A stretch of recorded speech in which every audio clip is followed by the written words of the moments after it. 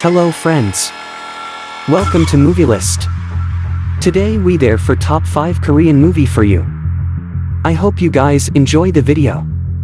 So let's start the video. Number 5. Space Sweepers. The movie is set in the year 2092, where Earth is uninhabitable. A new orbiting home for humanity is built by UTS Corporation, but only the elite are permitted to become citizens while others are left on Earth. The film follows a crew of space sweepers who work for UTS collecting space debris and selling it to the company factory. The crew discovers a child robot named Dorothy, who contains a weapon of mass destruction created by the terrorist group Black Fox. They negotiate a ransom for returning Dorothy, but their plan is foiled when UTS soldiers stage a massacre at the club where the exchange was supposed to take place. The crew must navigate this dangerous situation while also dealing with their own personal struggles. Number 4. Escape from Mogadishu. Based on a true story, as civil war rages in Mogadishu, rival North and South Korean diplomats are left trapped. With no aid from either government, their only shot at survival may require uniting with bitter adversaries to escape. It is 1991.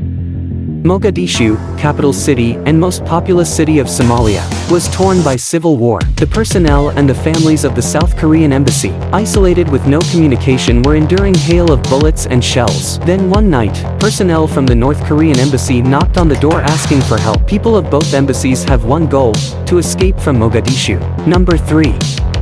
Innocence. It is based on a real-life story. The film focuses on Young-in, a lawyer who decides to defend her mother after she is wrongly accused of killing someone. At the funeral for Hwaja's husband, attendee Mayor Chu and his party begin to vomit and collapse after drinking macchiali. Mayor Chu survives, but some in his party die. Evidence seemed to indicate Hwaja as the culprit who poisoned the drink. But Hwaja has Alzheimer's disease.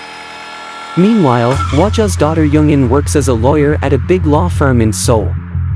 In her past, she suffered from physical violence from her father and left her hometown. She is now a successful lawyer.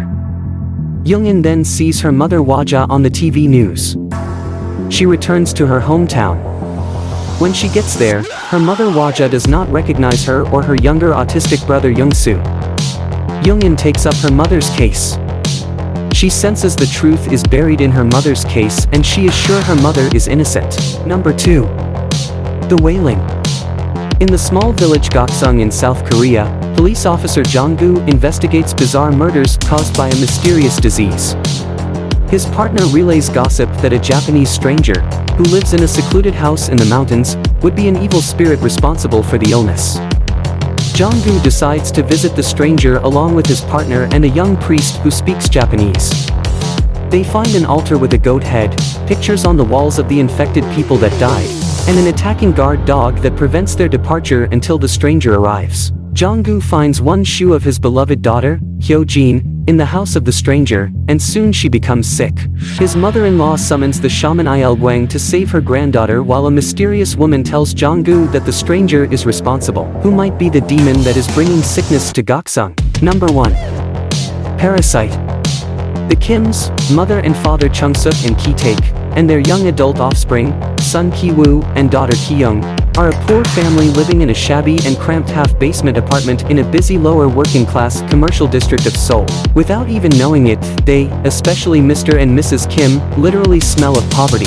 Often as a collective, they perpetrate minor scams to get by, and even when they have jobs, they do the minimum work required. Ki-woo is the one who has dreams of getting out of poverty by one day going to university. Despite not having that university education, Ki-woo is chosen by his university student friend Min, who is leaving to go to school, to take over his tutoring job to Park Da-hye, who Min plans to date once he returns to Seoul and she herself is in university. The Parks are a wealthy family who for 4 years have lived in their modernistic house designed by and the former residence of famed architect Nam Gung. While Mr. and Mrs. Park are all about status, Mrs. Park has a flighty, simple-minded mentality and temperament, which Min tells Ki-woo to feel comfortable in lying to her about his education to get the job.